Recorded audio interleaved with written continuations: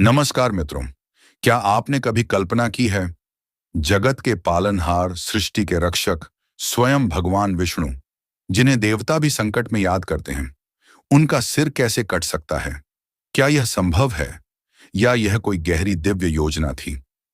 आज हम एक और रहस्यमयी कथा के द्वार पर खड़े हैं। हयग्रीव अवतार की अद्भुत उत्पत्ति की कथा। यह कथा मिलती है शतपथ ब्राह्मण और देवी भागवत पुराण में वर्णित घटनाओं से। लेकिन इस बार कहानी का मोड़ थोड़ा अलग है और रहस्य और भी गहरा। सृष्टि के प्रारंभिक युग में जब धरती पर धर्म और अधर्म का संतुलन बन रहा था, उसी समय एक अत्यंत तपस्वी और महत्वाकांक्षी असुर जन्मा। उसका नाम था हयग्रीव। उसका शरीर बलवान योद्धा जैसा था, पर सिर घोड़े का।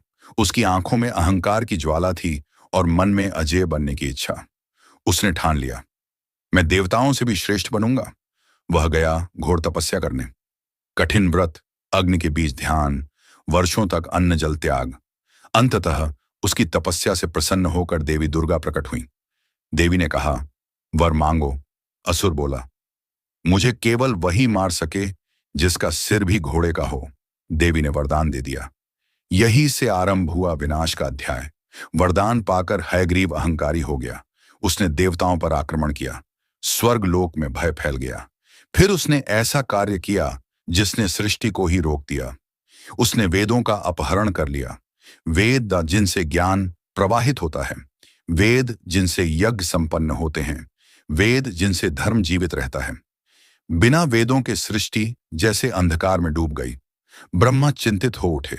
देवताओं ने सभा बुलाई। सबकी निगाहें एक ही दिशा में उठीं, वैकुंठ। देवता पहुंचे विष्णु के पास।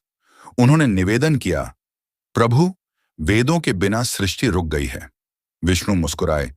उनकी आंखों में गंभीरता थी। उन्होंने कहा, धर्म की रक्षा मेरा कर्तव्य है, मैं स्वयं जाऊंगा। युद्ध आरंभ हुआ। हजारों वर्षों तक चला यह संग्राम। आकाश कांप उठा, पृथ्वी डोल गई, परंतु असुर वरदान से सुरक्षित था। विष्णु समझ गए, सामान्य रूप में विजय संभव नहीं। युद्ध के बाद विष्णु वैकुंठ लौटे। उन्होंने अपना दिव्य धनुष शारंग भूमि पर खड़ा किया। धनुष की प्रत्यंचा पर सिर टिकाकर वे योग निद्रा में लीन हो गए। यह साधारण नींद नहीं थी, यह थी ब्रह्मांडीय विश्राम। इसी समय देवताओं को एक महायज्ञ करना था। बिना विष्णु की उपस्थिति के यज्ञ अधूरा था।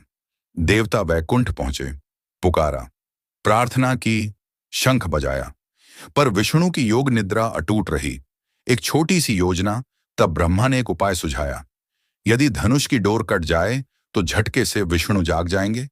एक छोटी सी दीमक उत्पन्न की गई। वह धीरे धीरे धनुष की प्रत्यंचा को चबाने लगी।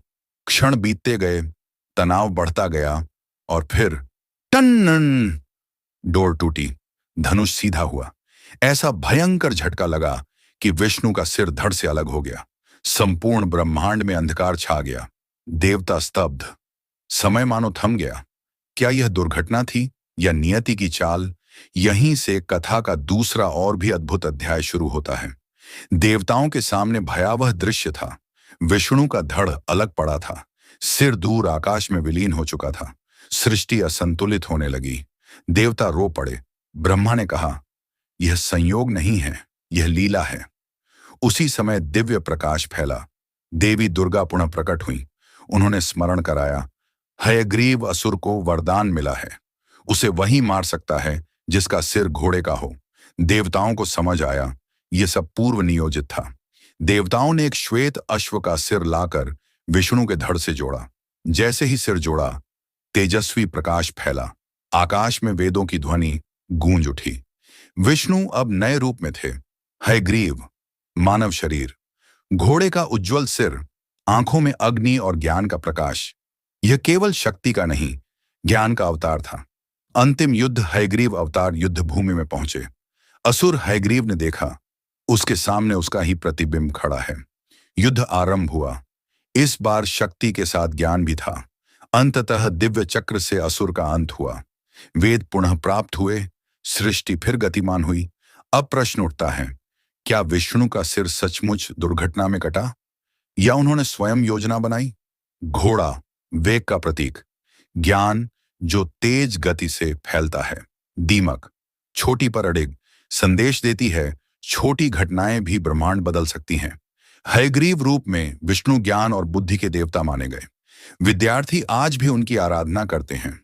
यह कथा हमें सिखाती है, कभी कभी जो हानि दिखती है वही परिवर्तन का द्वार होती है। जो दुर्घटना लगती है वही दिव्य योजना हो सकती है। विष्णु का सिर किसने काटा? दीमक ने, देवताओं की जल्दबाजी ने, या स्वयं विष्णु ने धर्म की रक्षा के लिए? सोचिए। यदि यह कथा आपको रहस्यमय लगी हो तो इसे अपने मित्रों के साथ अवश्य साझा करें। नीचे कमेंट में लिखें, जय श्री विष्णु। धन्यवाद।